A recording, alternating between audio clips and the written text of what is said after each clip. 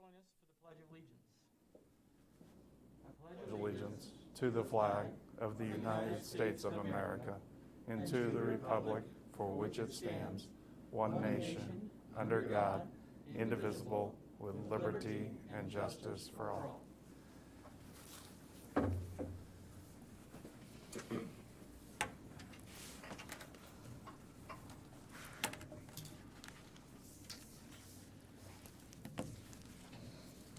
Welcome to the March 9th, 2021 school board meeting for the town of Speedway.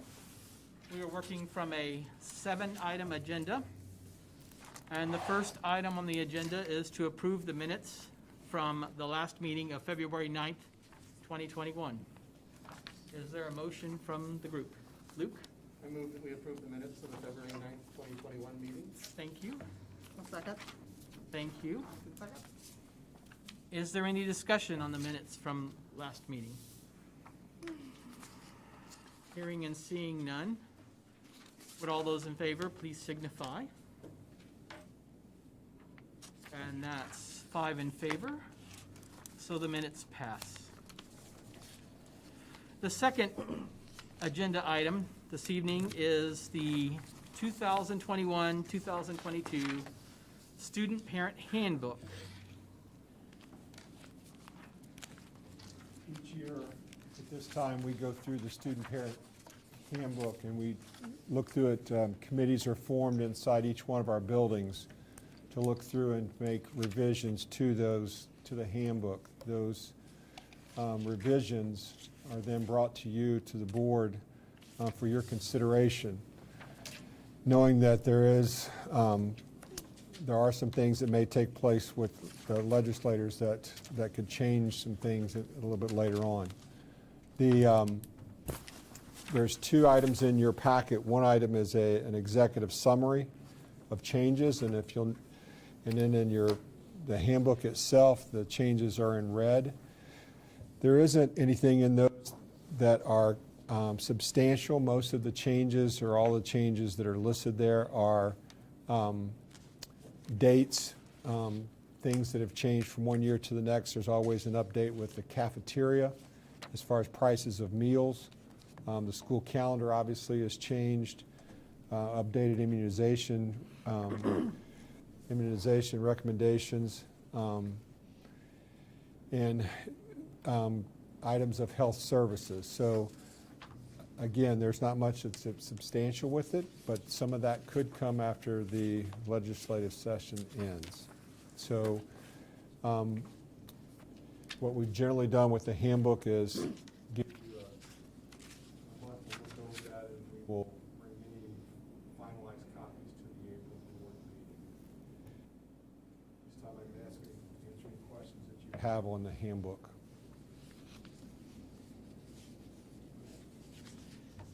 I had one question, and that's something that none of us really know, but just in terms of process, and that is, given the current pandemic and vaccinations, is there any guidance at all from Marion County Public Health Department or from the state about requiring or not requiring vaccination for certain age groups?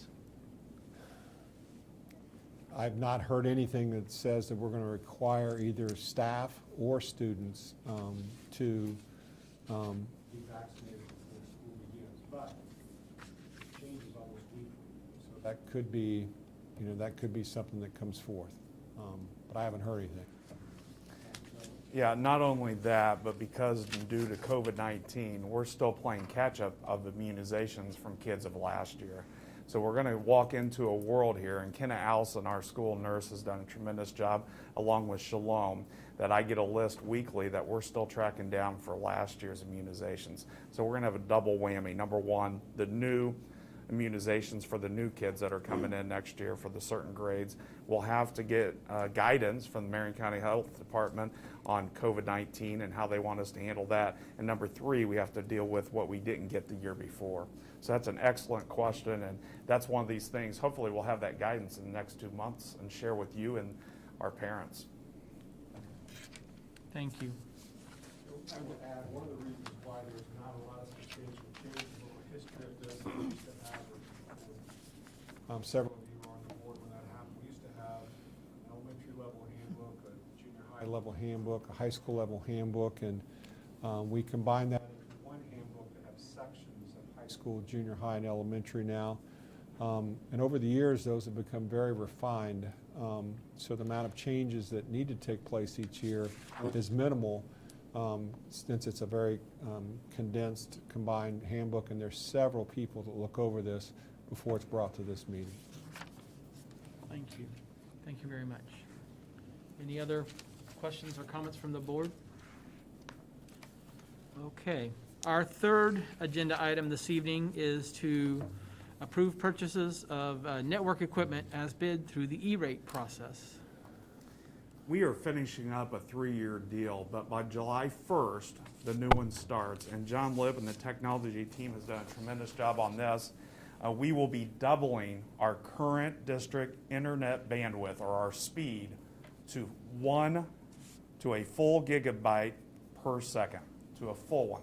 And we used to be at about 500, so this is tremendous, especially with our testing that we have and just the way teaching and learning is at this point. There's a lot of videos that go through back and forth, and it used to be videos, streaming, but believe it or not, Zooms takes a lot of our bandwidth up, and the good news is we're in session here, but we can see when we do some Zooms through classrooms, it really chewed that up. So we're very thankful for our competitive bid process. The upgrade comes with a lower monthly rate. We get double for less from ENA, our current vendor for this service. And this year's Category 2 E-rate bids were listed with Universal Services, received and opened in February.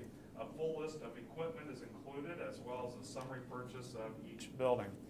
Of the bids received, Rowing Corporation of Lafayette was selected based on the lowest price and the most complete response. The total cost of the project to do this is $109,719, with 80% of the total to be paid by the E-rate, which leaving Speedway schools $21,943.80 to be paid by the district.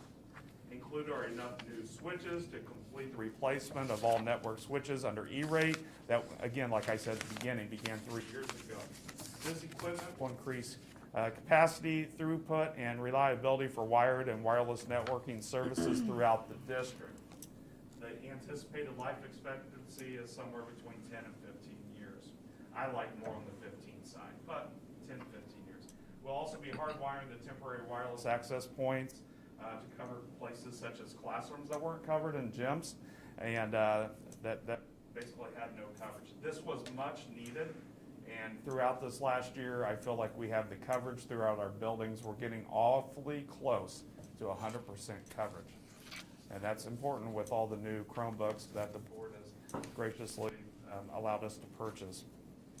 So the recommendation is to approve the purchase of network equipment as bid through the E-rate process.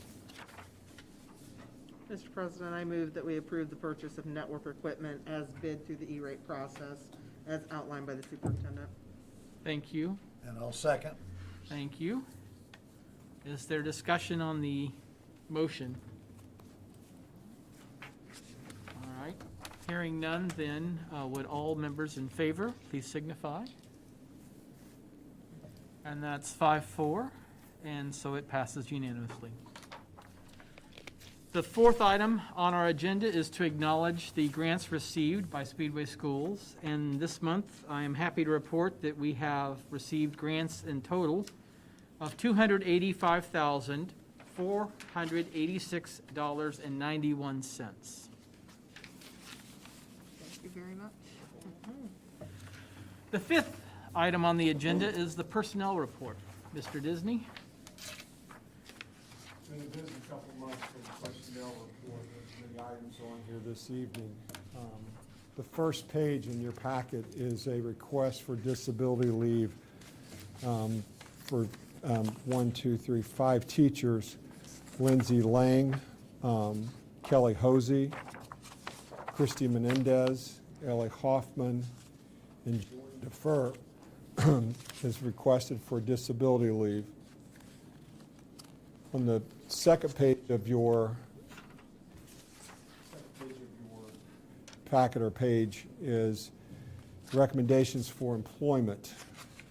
And the first one is recommended for the position of Speedway High School principal, and that recommendation is James Claiborne, who is currently the assistant principal at Speedway High School. If approved, Mr. Claiborne's start date is May 3rd of 2021, and at the yearly salary of the previous principal. Next on the employment is Shane Clampett.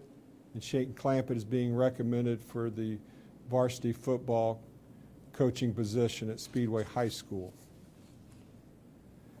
The next is teachers that are taking over the disability leaves, and that is Taryn Moran, Jillian Rabb, Deanne Martin, and Sarah Benson, and those individuals are being recommended for a temporary teaching contract to take over for those teachers that I previously mentioned that are on disability leave. Also employment is Jonathan West. Most of us around here know him as Johnny West, and he's being recommended as assistant varsity football coach. And keep in mind that is for next year. Also employment is, the last page is Derek Dorman. Derek coaches about everything for us, and he is being recommended to coach high school assistant girls tennis. Brogan Butts, and some of you may remember her as Brogan Sears, Speedway graduate and a high school drama assistant. Margaret Graham, high school director of musical and choral. And Cindy Franklin Toon is being recommended for an ECA special project. And finally, on the personnel report is a resignation, and that is Jessica New, who is a teacher at Newby. Jessica's I'm sorry to see her go. She's a great teacher, but her husband got transferred out of state, so she'll be leaving us at the end of this school year. My recommendation is to approve the personnel report as presented. Question? I'll move that we approve the personnel report as announced. I'll second. I have a question. Can you tell us about the qualifications of the 4 individuals who are being recommended as temporary replacement teachers for the leaves? I can. Taryn Martin is currently a paraprofessional at the school in which she's working, and she has an undergraduate degree and has got an emergency teaching license. She's actually going back to school to be a teacher. Jillian Rabb is a recent graduate of University of Indianapolis. Deanne, December graduate of University of Indianapolis. I want to make sure I got that right. They're one from University of Indianapolis and one, but she is a recent graduate with a teaching degree. Deanne Martin has done several maternity leaves for us, and Deanna has taught in Avon and taught in Plainfield, and she is currently works with student teachers at Taylor University. And then Sarah Benson is also a December graduate and has a teaching license. Thank you. A lot of those, so sorry about that, but there's a lot of those that kind of get mixed up after you've gone through 7, 8 of those. Is there any other discussion or questions from the board?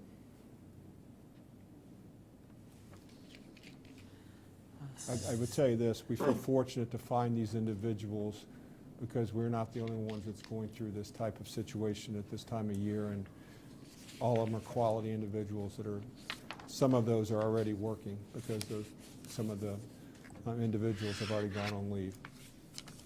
Thank you. Any further questions or discussion? Seeing and hearing none. All those in favor of the motion to accept the personnel report as presented, please signify. And that's 5 in favor, and so it passes. The 6th item on our agenda is recognition of visitors and/or other business. Is there other business to raise to the board? Yes, May I make a few comments? please. You may. Why, thank you. COVID update, we are currently, from last Thursday to the present time, at 0 new cases for students and staff. Woo woo. That's it, Yay, is 0. fantastic. I received last-minute updated tremendous news from a place called Myers. Myers has opened up on the west side in Avon to allow teachers to be vaccinated. This was new news. This just happened on Friday. They got everything in order. At present time, I would say last Friday, this is a guess, but we were probably well under 10% of our total staff being vaccinated or signed up. By this Friday, just a few days later, my prediction is we'll be somewhere between 70 and 80% teachers with their first vaccination or at least signed up for that or completed. And thanks to Meyer, thanks to IMS, and our back, just so grateful. We have so many opportunities, and we believe we're going to have another group open up their doors here soon.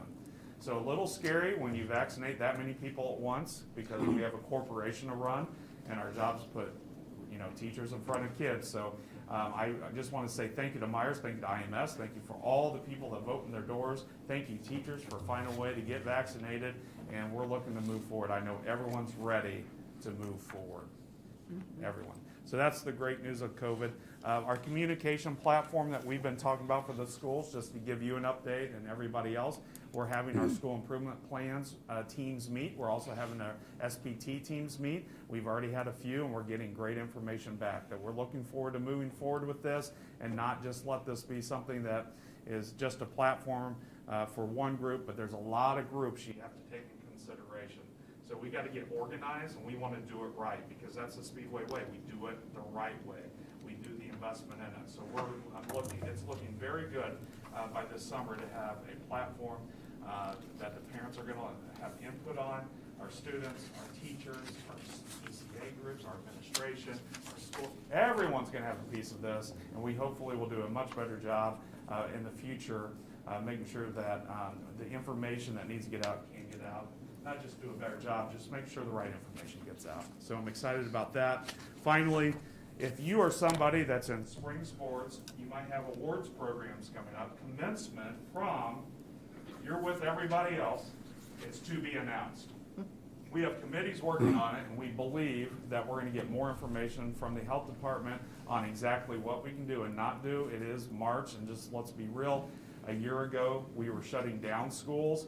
A month ago, we were still working every day on what would happen if we did get shut down. That was just a few weeks ago. We are now moving in a new direction, and we're trying to get things opened up to give, guess what, kids opportunities. And that's what this school corporation is all about, giving kids opportunities. If that's prom awards or if it's just come to school, we always put that kids first on that. So it is coming. Commencement right now I have down for, help me, May 27th, which is our last student day. It's still scheduled, it's calendared, to be announced where, when, but we're planning on having a commencement, and we'll do everything we can to have that. So I thank you, the board, for all the support and the wisdom, and we're going to keep on trucking, and I appreciate everything that you guys have done. Thank you.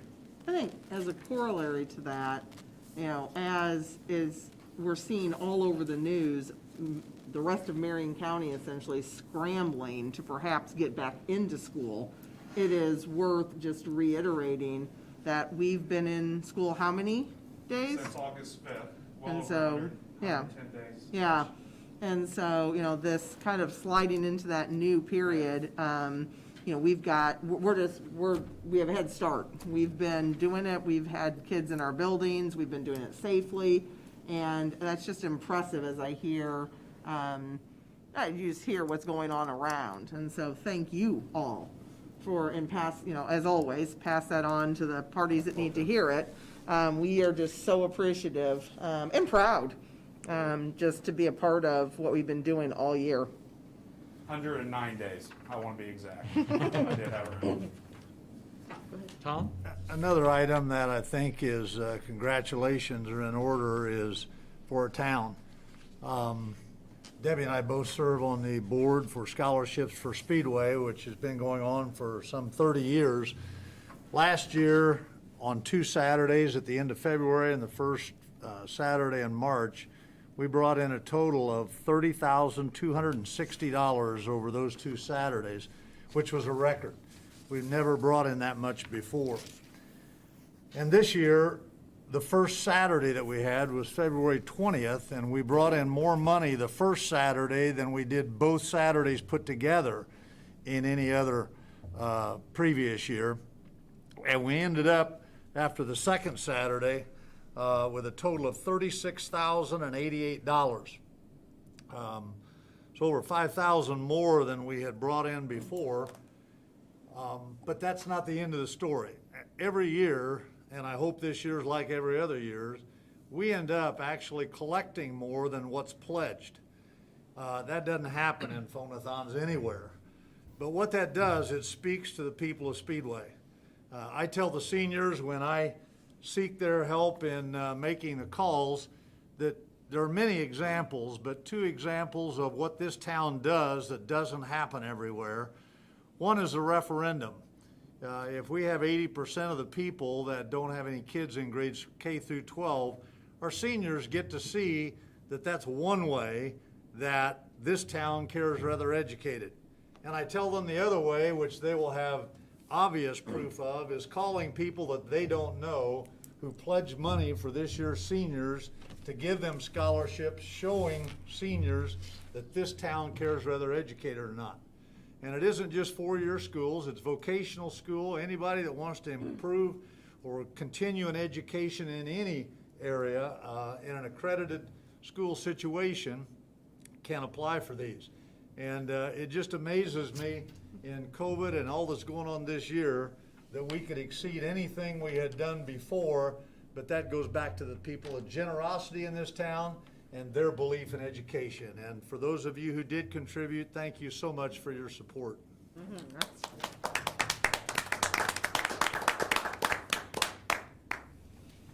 Are there any other items or business to bring before the board's attention?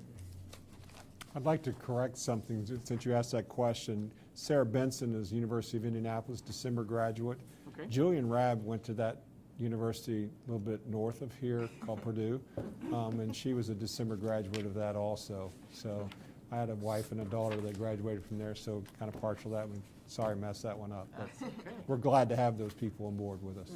We are. Yes, thank you. Hearing no other business, then we will adjourn to approve claims.